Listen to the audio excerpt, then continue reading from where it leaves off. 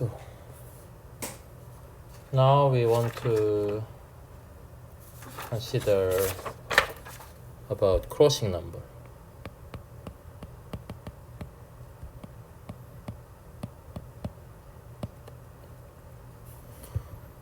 So for planar graph, we can embed the graph on the plane so that no crossings arise. So embedding is a drawing which has no crossings. And for non-planar graph, we can still draw it on a plane, but it's unavoidable to actually obtain there is a crossing. So in this case, we have a crossing here. So here, crossing is the the point which is common to two edges as in an internal point of the edge which is common to another edge. So one natural question is that when we draw this graph on plane, if we want to minimize the number of these crossings, what would be the minimum? So we know that K5 is non-planar, so there has to be at least one crossing. And then this picture shows that we can draw it on a plane with at most one crossing. So crossing number of, the minimum number of crossings of a drawing of K5 is 1. Similarly, we define the crossing number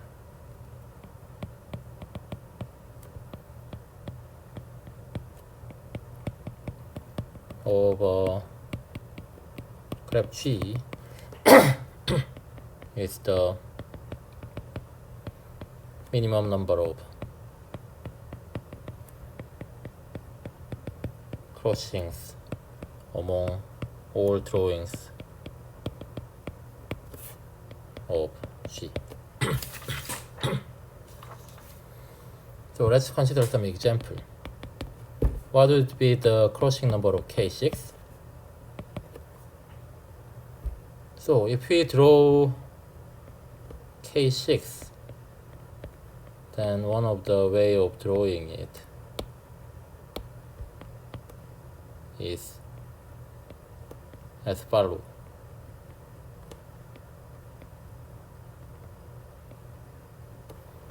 Then you can see that there are 3 crossings here. So this shows that this is MO3. But on the other hand, by using Euler's formula, we know that any planar graph G has MO3 and minus 6 edges when n is the number of vertices. So in this case, K6 must, in here, K6 has 15 edges. But any 6 vertex planar graph must have at most 6 plus 3 minus 6 is 12 edges. So if we draw G, and then for every crossing, if we delete one edge, so then we have 15 edges and we delete the number of crossing, let's say C. Then remaining graph is planar, which has at most 12 edges.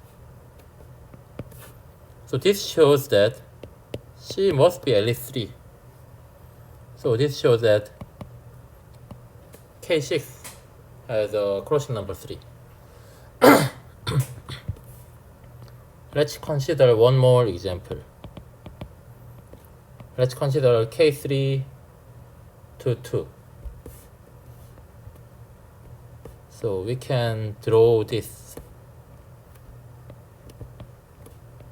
So these 3 forms a one color class, and these 2 forms a color class, and these 2 forms a color class.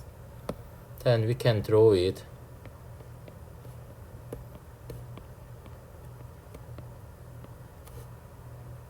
in the following way. So there are only 2 crossing here. So this shows that the crossing number of this is almost 2. On the other hand, again we can use the similar argument as before. How many edges does it have? It has 16 edges.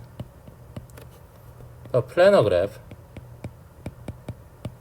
with 7 vertices must have 3.7 minus 6 has 15 edges. So this shows that this crossing number of K3 to 2 is at least 1. But we want to, this shows that it's at least 1 and at most 2. But what we can do better is we have these 3 vertices and 2 vertices and 2 vertices. We have this graph. But by forgetting these edges, this K sub 3 to 2 actually contain K3, 4 as a subgraph. And this is a bipartite graph. And we know that any bipartite planar graph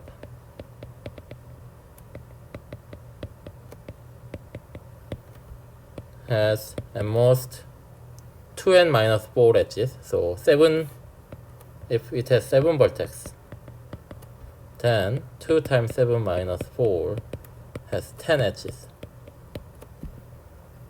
But K3, 4 contain 12 edges. So meaning that this is bipartite graph with 12 edges, and any subgraph of this. So K3, 4 has a planar drawing, and then non-planar edges. You add that, then you get at least 2 crossings. So this shows the crossing number of K3, 4 is at least 2. And since K3 to 2 is a supergraph of K3, 4, this shows a lower bound, and we actually determine the crossing number. So by considering this approach, we can actually prove a bit more general statement regarding the crossing number of graph. Let G be an n vertex graph with, say, m edges. If K is the maximum number of edges in a planar graph, planar subgraph,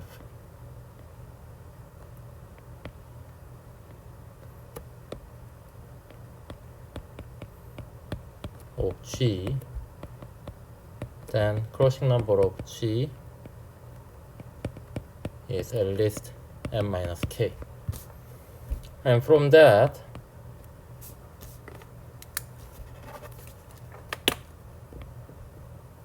we can prove that the crossing number of G is at least m squared over 2k minus m over 2.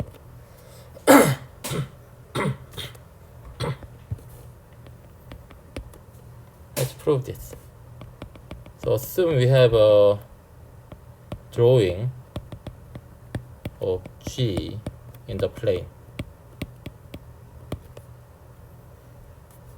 and let H be a maximal subdrawing.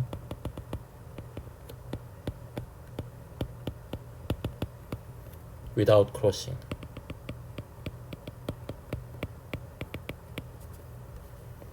Then it means that every edge not in H crosses at least one edge in H by the maximality of H, as otherwise it could be added to H to form a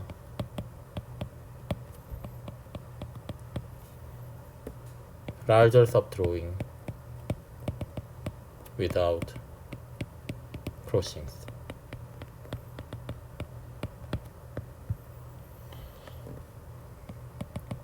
And by the definition of K, H has at most K edges. We have at least n minus K crossings between edges of H and the edges of G minus the remaining. So this shows this first part. Moreover, so after this we delete the edges in H. Then at least n minus K edges remain. And if you apply the same argument, because we already deleted edges of H, all the previous crossing that we have counted no longer exist in the drawing.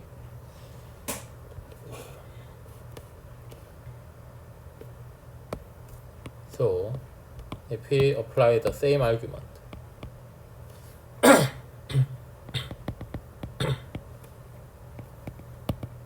at least n minus K minus K. So remaining one has a K edges, n minus K edges, and this minus K new crossings in the drawing of the remaining graph.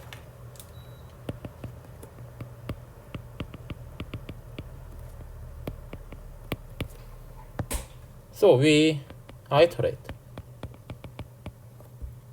We are iterating the argument.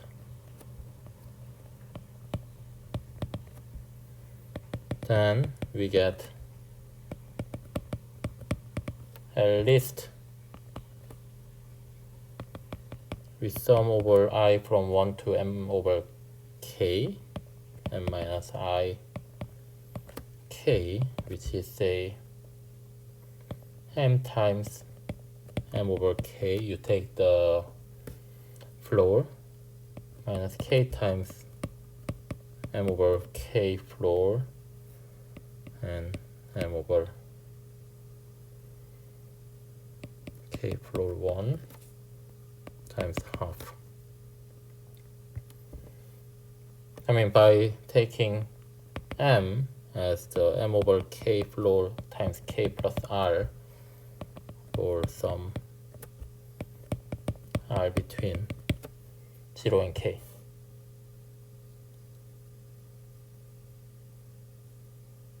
Then, I mean,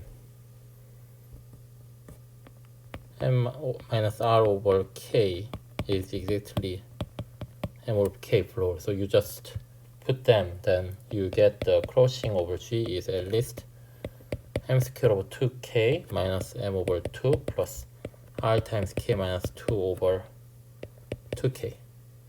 So as this part is, I mean, at least non-negative, so you get the desired bound. So this proposition is useful when G has not so many edges. It's a bit over linear, then it is kind of okay. But if G has many edges, then it is not good. For example, if G is complete graph,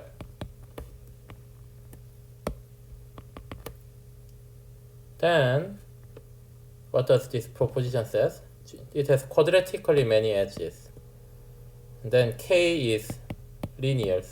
I mean, we know that K is linear in N. So this is n to the 4th power, and then you divide it 3. So you get a cubic lower bound.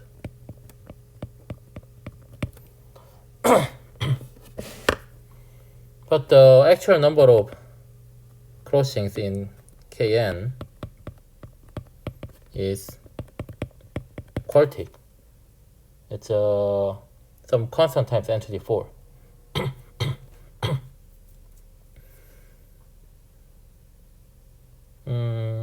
To show the upper bound, I mean, we can just, for one, is that we take a Hamilton cycle and then add all the things in a straight line. Then you can get at most, I mean, and choose 4 crossings. Every time you choose 4, 2 and 2, then it gives you 1 crossing. So you can actually show that this is the upper bound on the crossing number. Then what about the lower bound? Can you find the lower bound, which is, I mean, lower bound on the crossing number of complete graph? That's next natural question that we will deal with in the next lecture.